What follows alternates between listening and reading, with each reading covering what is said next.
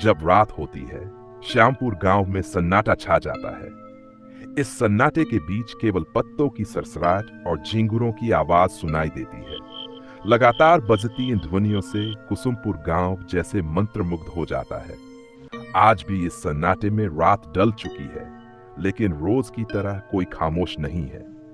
जो किसान खाना खाकर सो जाता था, वह भी कालनी नदी की शाखा सुलीना के किनारे इकट्ठा हुआ है। वजह बस इतनी है, वहां एक औरत की लाश तैरती मिली है। हर कोई अपनी ओर से बातें कर रहा है, पहचानने की कोशिश कर रहा है, लेकिन कोई नहीं जानता कि ये कौन है, क्योंकि किसी ने इस औरत का सिर काट दिया है। अब गांव भर में लोगों को सिर खोजने के लिए भेजा गया है। जब तक सिर नहीं मिलेगा, कोई इस लाश को दफनाने के लिए आगे नहीं बढ़ेगा। इसी बीच कुछ उत्सुक लोग दूर से लकड़ी से लाश के हाथ पैर छूकर देखने की कोशिश कर रहे हैं, लेकिन कोई पहचान का निशान नहीं मिल रहा। जैसे जैसे रात बढ़ रही है, भीड़ भी बढ़ रही है। कुछ देर के लिए भीड़ कम हो गई थी, लेकिन अचानक खबर आती है कि शेख के घर की सुलेखा गायब है। उसने अपने भाई से झगड़ा किया था और गुस्से में घर से निकल गई थी। तब से उसका कुछ पता नहीं चला। सौतेली मां ने भी उसकी खोज खबर नहीं ली। अब भी उसकी मां का कोई अता पता नहीं है, लेकिन उसका बड़ा भाई जमाल शेख लाश के पास बैठकर फूट फूट कर रो रहा है। लोग उसे संभालने की कोशिश कर रहे हैं, लेकिन वह बार बार खुद को जमीन पर पटक कर विलाप कर रहा है। सुबह झगड़े के वक्त उसने गुस्से में कहा था, जा कहीं दूर जाकर मर जा। अब वही बात खुद को दोहराते हुए चिल्ला चिल्ला कर रो रहा है, लेकिन लाश की पहचान अभी तक नहीं हो पाई है। इसी बीच अचानक एक चीख सुनाई देती है। लोग दौड़कर उस ओर जाते हैं।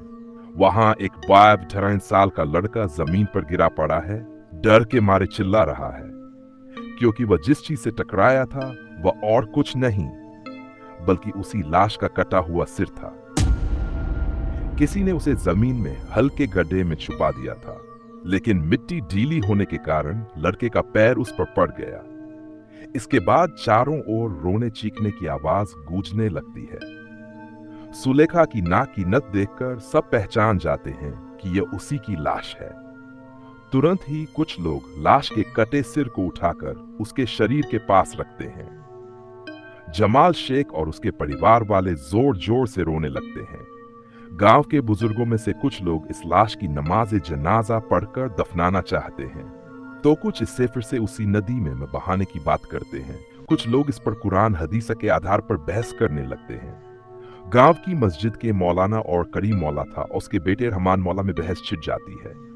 आखिरकार कोई समाधान न निकलने पर 3-4 लोग किसी तरह जनाजा पढ़कर लाश को दफना देते हैं। इस दौरान गांव के हेडमास्टर सबुज मियां भी वहां मौजूद थे। अगले दिन पंचायत बैठती है और सबुज मियां को इस काम में मदद करने के लिए दोषी ठहरा दिया जाता है। यह घटना पूरे गांव में 7 दिनों तक चर्चा का विषय बनी रहती। कुछ लोग कहने लगते हैं कि सबुज मियां और सुलेखा के बीच प्रेम संबंध था। इस अफवाह के कारण फिर से पंचायत बुलाई जाती है। जो 3 लोग लाश को दफनाना नहीं चाहते थे, उन्हीं के फैसले से सबुज मियां को सामाजिक रूप से बहिष्कृत कर दिया जाता है। वे तीनों बहुत प्रभावशाली थे, इसलिए कोई उनका विरोध नहीं करना चाहता था। उनमें से एक, रहमान मौला, अगले महीने चुनाव लड़ने वाला था। इसी वजह से गांव वालों ने चुप्पी साध ली। अब हर कोई सबूज मियां से दूरी बनाने लगा, सिवाय जमाल शेख के। जमाल, जो अपनी बहन सुलेखा से बहुत प्यार करता था, वह सबूज मियां को अपने घर बुलाकर खिलाने पिलाने लगा।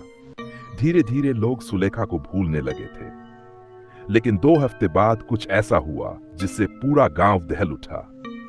एक दिन मस्जिद के इमाम इस्माइल मियां ने फजर की अजान देने के बाद कुछ ऐसा देखा कि डर के मारे जोर से चीखकर बेहोश हो गए। सुबह जब लोग मस्जिद पहुंचे तो उन्होंने इमाम को बेहोश पाया। कोई समझ नहीं पा रहा था कि हुआ क्या है। काफी देर बाद जब उन्हें होश आया तो वे गांव वालों को लेकर सुलेखा की कब्र के पास गए। वहां कब्र के पास लगे एक जारुल के पेड़ की एक डाल पर करीम मौला की लाश लटक रही थी, क्षत विक्षत हालत में। पहले तो किसी ने उसे पहचाना नहीं, लेकिन जब पेड़ के नीचे देखा गया तो किसी ने उसकी कटे हुए सिर को बहुत सावधानी से वहां सजा कर रख दिया था। दृश्य देखकर बहुत से लोग सहन नहीं कर पाए। आखिर में पुलिस को बुलाया गया। पुलिस आकर लाश को पोस्टमार्टम के लिए ले गई। इस बीच रहमान मौला अपने पिता की ऐसी हालत देखकर गुस्से से भर गया। शाम होने से पहले ही उसने साबुज मियां के घर को आग लगा दी। वह सबको बताने लगा कि साबुज मियां ने गुंडे भेजकर उसके पिता की हत्या करवाई है। इस दौरान उसके साथियों ने मिलकर साबुज मियां को एक पेड़ से बांध दिया और बेरहमी से पीटने लगे। जब वह बेहोश हो गया तो उसे स्कूल के एक कमरे में बंद कर दिया गया। गांव के लोग चुपचाप सुलेखा के भूत की बातें करते थे, लेकिन कोई भी रहमान मौला के सामने कुछ नहीं कहता था, डर के मारे। इसके बाद 2 दिन तक साबुज मियां स्कूल के कमरे में कैद रहा। सुबह रहमान मौला के आदमी उसे खाना देने आते। जैसे ही वह खाना खत्म करता, उसे फिर पीटना शुरू कर देते। जब वह बेहोश हो जाता तो उसे रस्सी से बांधकर छोड़ देते। 3 दिन बाद श्यामपुर गांव में फिर हड़कंप मच गया। इस बार सुबह सुबह रहमान मौला की कटी हुई लाश मिली। गांव के 2 लोगों ने यह लाश देखी, लेकिन उसका निचला हिस्सा गायब था। पास में ही कुछ हड्डियां पड़ी थीं, जैसे किसी ने लाश को खा लिया हो। पुलिस ने फिर गांव में पूछताछ शुरू कर दी, जिससे डरकर कई लोग भाग गए। लेकिन रहमान के भाई रहीम मौला ने पुलिस को रिश्वत देकर मामले को रफा दफा कर दिया। गांव वालों को थोड़ी राहत मिली, लेकिन डर के मारे वे दिन में भी घर से बाहर निकलना बंद कर दिए। साबूज मियां की यातना बंद कर दी गई, लेकिन उसे अब भी स्कूल के कमरे में कैद रखा गया। इसके 7 दिन बाद गांव के 2 और बुजुर्गों की कटी हुई लाश मिली। ये वही लोग थे जिन्होंने सुलेखा के जनाजे और दफनाने का विरोध किया था। गांव के लोग डर के मारे चुप हो गए। जो लोग उस रात बुजुर्गों के साथ थे, वे दूसरे गांव भाग गए। पुलिस 2 बार फिर से आई, लेकिन हत्यारा पकड़ा नहीं गया। 2 दिन बाद अमावस्या की रात रहीम मौला अपने कमरे के बिस्तर पर सो रहा था। इन दिनों वह गांव में अपनी ताकत दिखाने के लिए इधर उधर घूमता रहता था। लड़कों के साथ बाइक पर घूमकर खुद को अपने भाई का असली उत्तराधिकारी साबित करने की कोशिश कर रहा था। दिन भर घूमने के बाद वह बहुत थक चुका था। मकबूल बूढ़े की एक बकरी काटकर खा चुका था और चैन की नींद ले रहा था। लेकिन इस अमावस्या की रात बाकी रातों से ज्यादा सन्नाटे भरी थी। रहीम मौला गहरी नींद में था, तभी दरवाजे पर दस्तक हुई। 3 बार दस्तक की आवाज आई और रहीम मौला जाग गया। उसने दरवाजा खोला और जो उसने देखा, उसे देखकर उसके होश उड़ गए। उसके सामने एक लाश खड़ी थी। डर के मारे वह पत्थर बन गया। इससे पहले कि वह कुछ समझ पाता, उस लाश का दायां हाथ उसके सिर के ऊपर उठा और रहीम मौला बेहोश होकर गिर पड़ा। जब उसे होश आया तो उसने खुद को एक धुंध से घिरे इलाके में पाया। चारों तरफ घना कोहरा था। उसने कई बार अपने दोस्तों का नाम लेकर पुकारा, लेकिन कोई जवाब नहीं आया। उसे लगा कि उसके साथी उसे मजाक कर रहे हैं।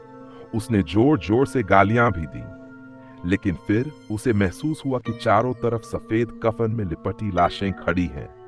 अचानक चारों तरफ से बेंत की छड़ियों से मार पड़ने लगी। वह दर्द से बेहाल होकर बेहोश होने लगा, तभी मारना बंद हो गया। धीरे धीरे उसने खुद को संभाला और उठकर बैठा। सामने जो दिखा, उसे देखकर उसकी आंखें फटी रह गईं। उसके सामने सुलेखा बैठी थी। उसे देखते ही वह इतनी डर गया कि चीखना तक भूल गया। तभी सुलेखा बोल पड़ी, क्या रे, मुझे पहचानता है? मैं सुलेखा हूं। ये देख, मेरा सिर अभी भी कटा हुआ है। इतना कहकर उसने अपने सिर को दोनों हाथों से पकड़कर एक झटके में उतार दिया और रहीम मौला के सामने रख दिया। यह देखते ही रहीम मौला को उल्टी हो गई। वह पेट पकड़कर जमीन पर गिर पड़ा और उल्टी करने लगा। रहीम मौला बोला, मुझे छोड़ दो। क्या? क्या? छोड़ दूं? उस दिन क्या तुम लोगों ने मुझे छोड़ा था, जब मैंने बार बार कहा था कि मुझे जाने दो? मैंने कहा था कि मैं तुम्हारी छोटी बहन जैसी हूं, अपने बहन की तरह मुझे छोड़ दो।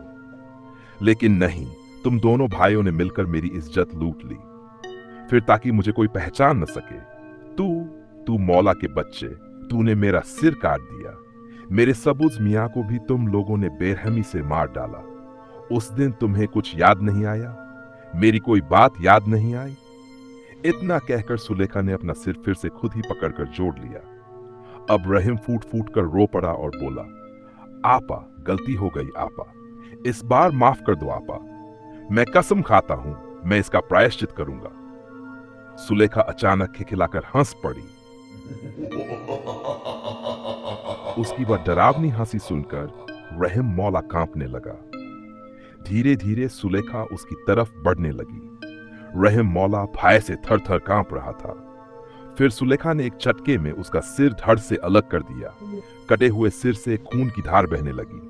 सिर को हाथ में लेकर सुलेखा ने एक दिल दहला देने वाली चीख मारी और रो पड़ी। कुछ देर बाद ठंडे पानी के छींटे से सबुज मियाँ की आंखें खुली। पिछले एक हफ्ते से इसी तरह उसकी नींद खुलती थी। मौला के किसी आदमी ने उसके चेहरे पर पानी डाला था, फिर उसे खाना दिया जाता था।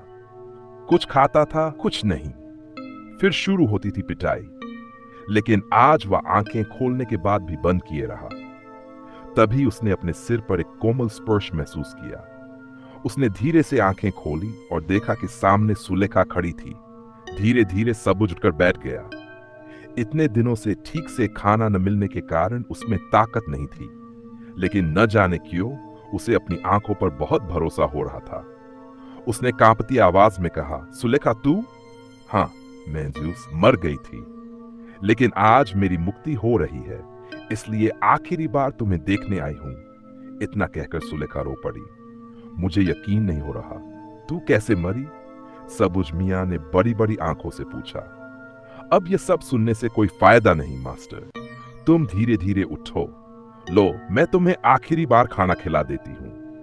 यह कहकर उसने पास रखी थाली से सबुज को खाना खिलाया। सबुज अपनी आंखों पर यकीन नहीं कर पा रहा था। वह सब कुछ समझने की कोशिश करते करते थक चुका था। अंत में उसने मंत्रमुग्ध होकर खाना खा लिया। खाने के बाद सुलेखा बोली, अब मैं जा रही हूं मास्टर। कुछ दिनों बाद तुम किसी अच्छी लड़की से शादी कर लेना। मुझे भूल जाना मास्टर। ये कहकर वह दरवाजे की ओर बढ़ी। सबुज मियाँ अभी तक बेहोशी जैसी हालत में था, लेकिन अब उसकी चेतना लौटी। वह दरवाजे की तरफ दौड़ा। दरवाजा पहले से खुला हुआ था। बाहर देखा तो सुबह हो चुकी थी। सूरज धीरे धीरे ऊपर उठ रहा था और वह सुलेखा धीरे धीरे उस सूरज की ओर बढ़ रही थी, अपने आखिरी सफर की ओर, अपनी कब्र की ओर।